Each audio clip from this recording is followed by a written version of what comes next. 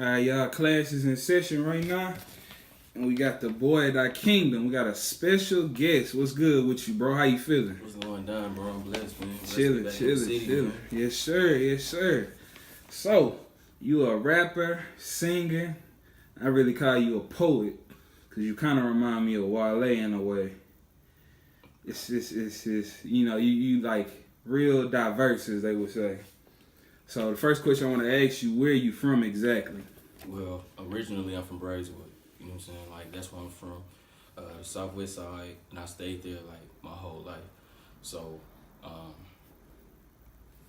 I say I'm from Braeswood before I say I'm from Houston, if that makes sense. You know what I'm saying? Like, it's a different thing, bro. Like, how I came up and, you know, where I'm from. And I noticed, you know, you take Braeswood to heart. What does Braeswood mean to you? It's where I learned how to do everything, bro. Like, you know, where I hit my first lick with, you know what I'm saying, where, you know, the first female, you know, I got a little piece of that, like the first everything, bro. I did my first everything there, my first fight, my first everything on Braeswood. And really all the homies, you know, growing up with everybody, you know, with most of them being dead or in jail, I gotta, you know, still tell their story. At the end of the day. At the end of the day, right. Okay. And then I noticed you always talk about the name Dash in your music. Dash is it feels like it's almost like a counterpart of your older self. That was who you was before you became Thy Kingdem, before you became the person that you are today. Right. What's the difference between Dash now and the person that you are? I mean, Dash back then and the person you are now. The difference between the two is growth, bro. Like, that's just it. That's the reason why I have, like, the dash between Thy Kingdem. Like, I added that. Like, just to always have that piece of me. It's kind of like, you know, that was my first rap name. That was my first nickname, period. You know what I'm saying? Like, just with the homies. So, that'll always be a piece of me, but also there's room for growth. That's where Thy Kingdem came from me growing. So, okay. Like, my closest friends, they still call me Dash because that's what they, you know, that's how they met me. That's where they know me from. You know what I'm saying? But Thy Kingdem is, I don't want to say bigger, but all about growth. Different. It's a different person. Right. It's, okay. It's a totally different person. Yeah, a totally different person. Because in your music, you know, you say little lines here and there like, you know, don't get it fucked up. Dash is still here, and nigga, like you tell a nigga like, look, you know, don't forget, nigga, I still go back to the old me. That's one thing I did notice in your shit. You know what I'm saying? Oh, yeah. Like, so let's talk about your upbringing, because that's a huge influence on your music, and it makes you the person who you are today. Right. So how did you grow up? Well, as you know, I grew up on Braeswood. Like, you know, I grew up with a single mom. You know what I'm saying? Working all the time.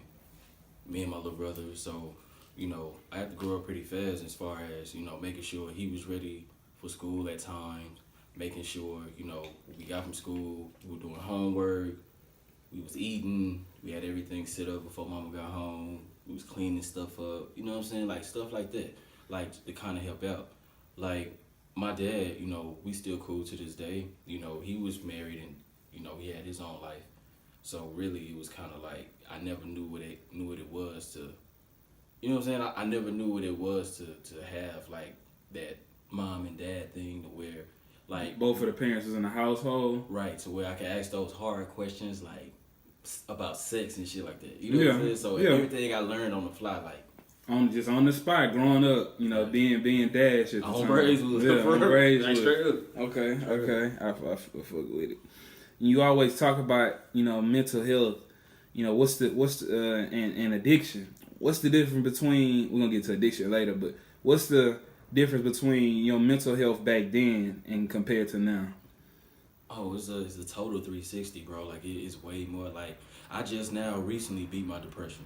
So I champion that a lot. And there's a lot of things that go on in our community, you know, as black men and black women, that we really don't talk about it, bro. Like, it's often shunned, or they'll try to throw religion. Nothing wrong with religion, but they'll try to block it out with religion. Block it out with religion. Like, you know, you're blessed. You're too blessed to be feeling like, you know, kind of like shunning it. Yeah. From a selfish standpoint, instead of understanding where we come from. And a lot of people, you know, will rather talk about what's going on, you know, in the media or what's going on TV. Right. instead of talking about what's really going on in our brain.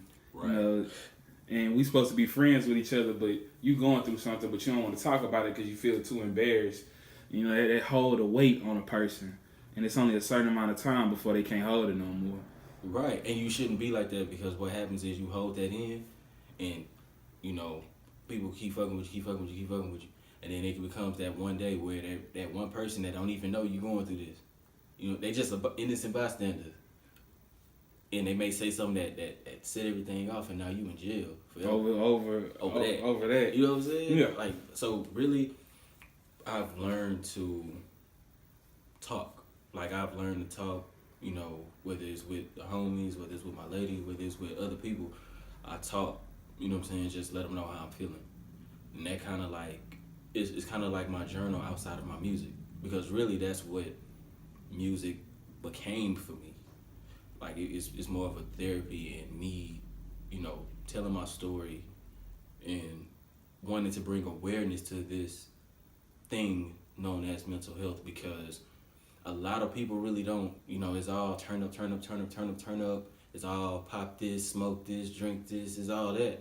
You know, we hear that. That's 95% of what's out. You know what I'm saying? Not saying nothing wrong with that. I jam just like everybody else. Yeah. You know what I'm saying? But it's all a matter of, you know, for that, you know, you gotta have medicine.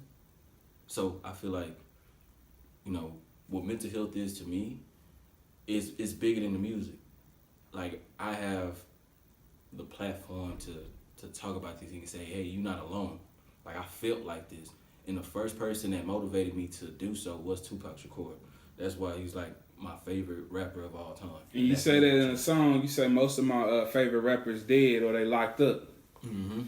So what I want to ask you was, what came first, the singing or the rapping? Which talent came first? I was born a singer. My mom and dad can sing.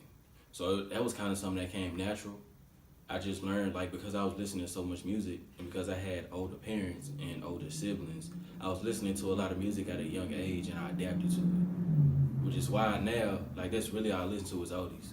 Like, I really don't listen to just like some. I listen to the new stuff. Don't get me wrong, but it's like mostly like the rap, the hip hop that I listen to is from '90s, early 2000s. Something a lot earlier. Right, a lot of early. Okay. So when did you first start writing music and taking it serious? In 11th grade. In 11th grade. In 11th so grade. Real late. Yeah, real late. Real late. Yeah. Right. Like, it was just one, like, I had this teacher, this English teacher, where we used to have to write down our accounts in, like, this journal. Mm-hmm. So I used to write down my account, and I was like, what if I just start writing, like, you know, what if I just start writing music? Like, just to say, just to do it. You know what I'm saying? Just see what would happen. And, like, one page turned into 15 pages. 15 pages turned into 100 pages. Like, me just writing every day. Just different stuff. So I started taking it serious. Like, I had this partner who, he had like a mic, he had the little mic set up in his closet, and he had, back then, Mixcraft. So I used to like, he used to get the free trials, and we used to, you know, I used to record as much as possible. Like, before it ran out. Right. But I hated how I sounded at first, bro. Like, I hated it. You know what I'm saying? Because of the quality of it. And yeah, it really was more of a, you know what I'm saying, like, just see what would happen. And I was like, you're pretty good at this. So I just kept at it. And the more I wrote, the better I got. Okay. And then I noticed, you know, in a lot of your music, you talk about, you know, different places. You know, Durham, North Carolina, Tulsa, Oklahoma, Wilmington. Right. What do those places mean to you? So those three places are some of the most pivotal events in Black history, bro. Like, thinking about Tulsa, Durham with Black Wall Street, you know what I'm saying? Thinking about Wilmington, the riots that went on, you know, just black people just tired of taking the bullshit, getting the short end of the stick. So I feel like those records and my content of what I was talking about, it made perfect sense. Like, the songs were finished before I came up with the titles, but it made more and more sense with me doing my own research and finding myself, along with, you know, just doing my own research, bro. Yeah. Like, and I was like, bro, this fit. because the song I got with Sean Wilmington, it had a different title at first, but I was like, nah, this is more powerful than this. Like it was something real simple, like "Be Cool" or something like that. Yeah, just something casual on the fly. Like something casual on the fly, yeah, because I didn't know what to call it. But the more I sat on that record, it was like, I got it. So, you know, it really those three places hold dear to me, which is why I made those records. Mm-hmm. And it's one of those things where you to grow, you have to know where you came from, right? So I use that as motivation to grow. Okay. So I know it's one thing in your music also you talk about going to college, you know, and you're telling your mom you're not addicted, you know, to pills anymore. Did you come across addiction in college or was it high school? It was high school. Mm-hmm. It was high school.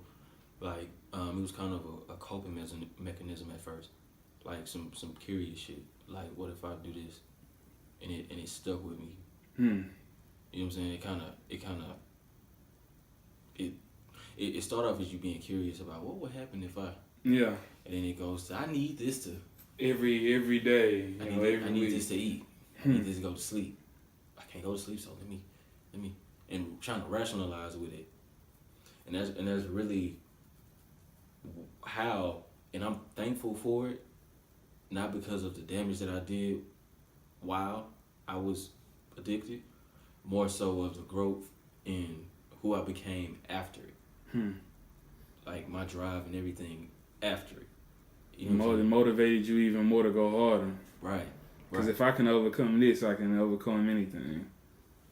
Facts. You know what I'm saying? Like, like my mom didn't even know. Like I kept all that shit to myself. Like that's embarrassing. Like I was kind of embarrassed about it. But it was like, if you're embarrassed about this shit, why do you keep doing it? So one day, just cold turkey. They just gave it up. No rehab, no nothing. Just cold turkey. I got real sick though, like flu symptoms. And withdrawals. I got real sick, real sick for about 2 weeks. After that, I was good. Thy Kingdem. How did you come up with the name? God gave me the name. Because I didn't know what to call myself. My old rap name, like everybody was calling me Dash, it was Dash Cruz, but it was kind of like, It was just almost like you can hit it anywhere. It was kiddie. Like, it was more, but it was like, it didn't say growth. It said, oh, you rap too? That's what's up, bro. Yeah. That's what it said. Yeah, it's more, it's cliche. Yeah. So it was kind of like, I'm gonna hold that. And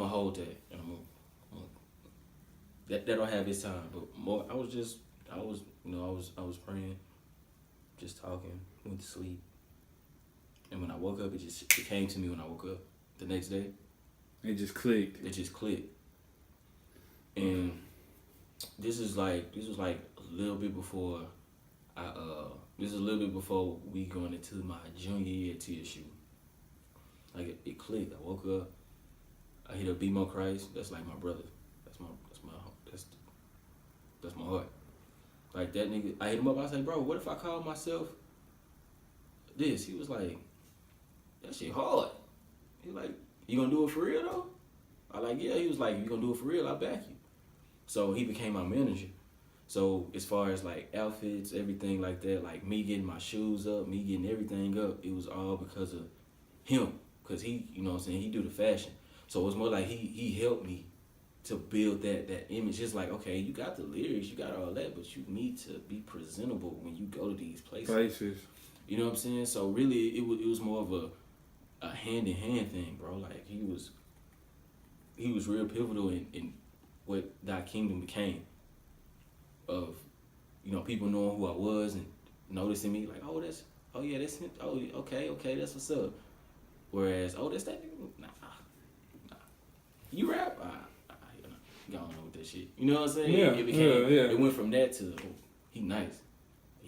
That's a name that it stick. You know, when you hear it, it's like, okay, what is he about? For sure. And on Seeing Straight, you say this to the venues that wouldn't book me. Now we know how Houston can be as far as support and things of that nature, and you know, it's a crabs in a bucket mentality down here. How, you know, what do you mean by that line? Like, how did that come about? It's more of a. It's more of those things where it's one of those pay to perform things. You know what I'm saying? Like you inquire about something. You know, it ain't too many, open mics. It wasn't too many open mics. You know, you had to pay to do certain things. You had to, you know what I'm saying? There's just certain things you have to do instead of just, giving somebody a platform to get their talent out there, bro. Just get their talent out there. And, this is not a knock on, people that have those venues that want to get their money. Because it's a business at the end of the day. But at the same time, it's like... You still dealing with artists. Right.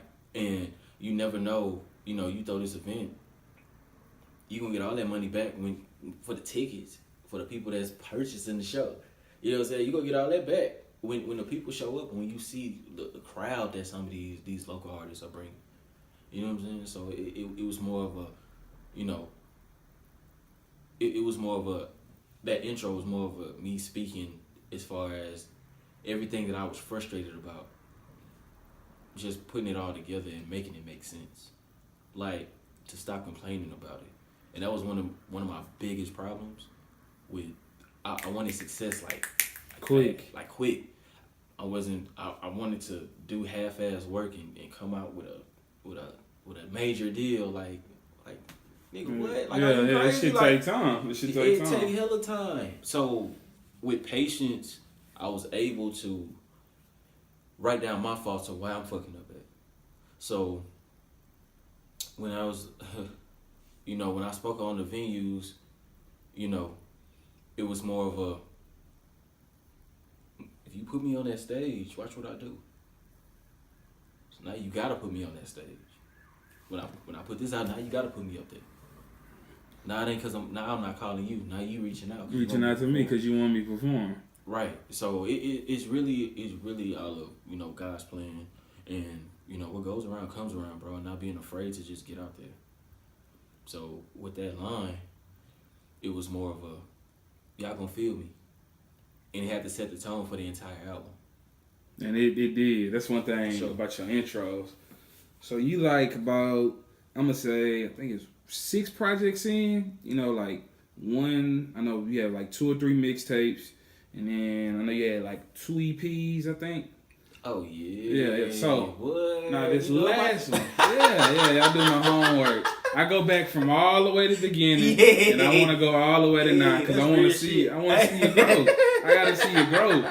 Cause your first mixtape, you sound like a whole different person, bro. Now, from your flows, from your hooks, from your cadences, So speak on it. Yeah. So what I want to ask you was this last project, Blood in My Eyes. Yeah.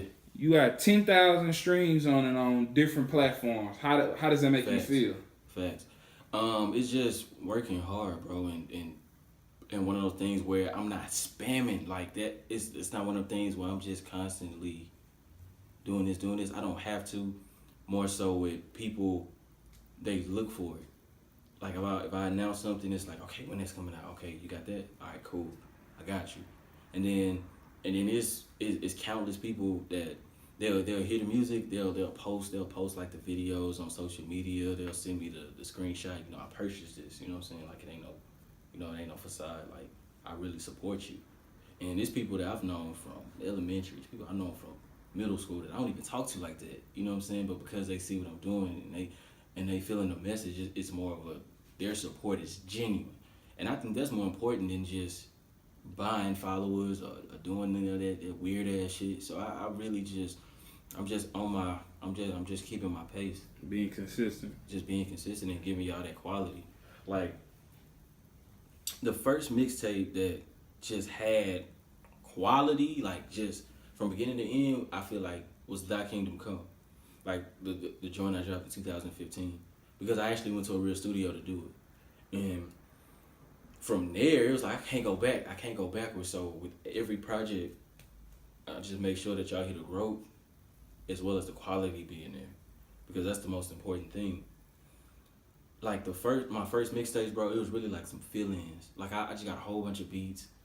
And my favorite rappers at the time, like Drake. Yeah.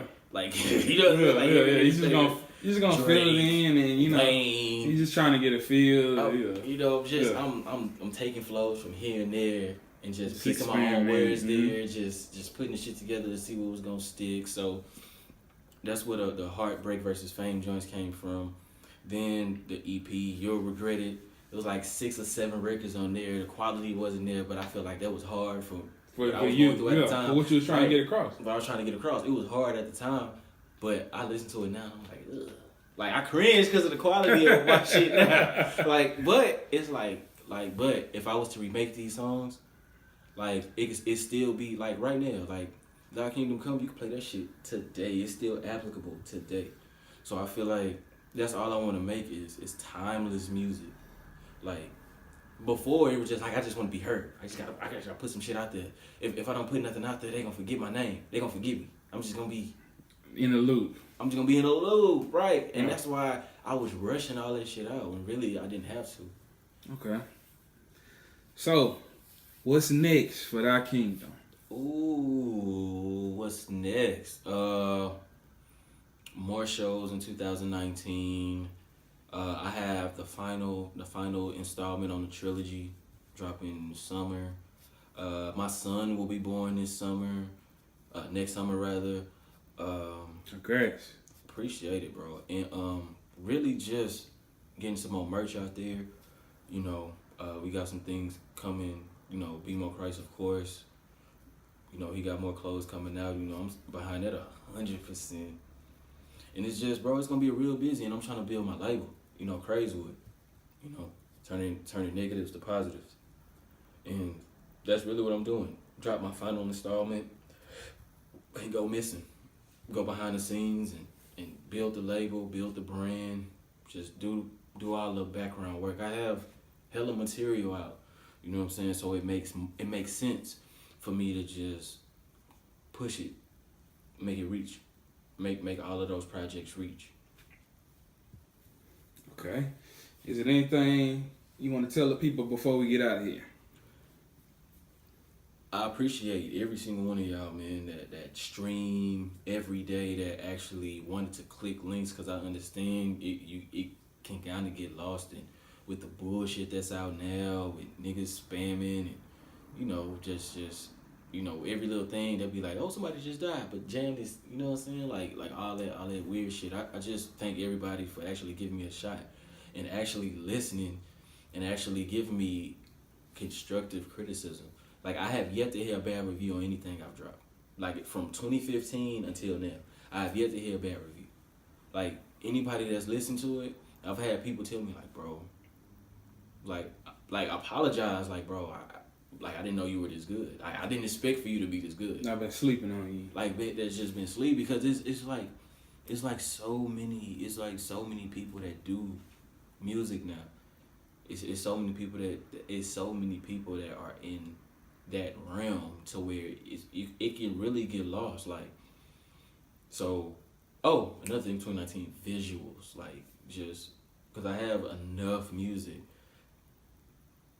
I tell you, I can't remember what I'm trying to do, but just visuals, more shows, drop this last installment, and just live life.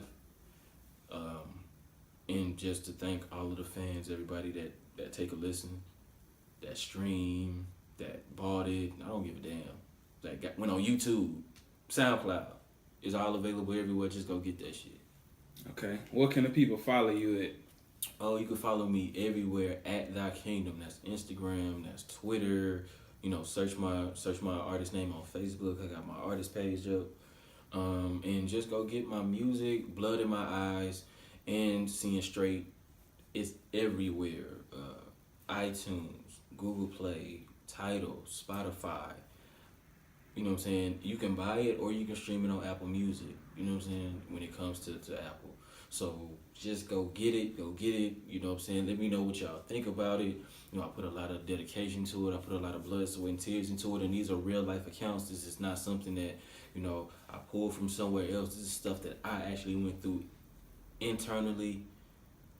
This is stuff that I battle with. This is stuff that makes me me. This is who Thy Kingdom is. So you guys listening to my story, that means the world to me. So thank you. All right, man. Class is out of session, and we want to give a huge shout out to Thy Kingdem for taking the time to let me interview him. We out.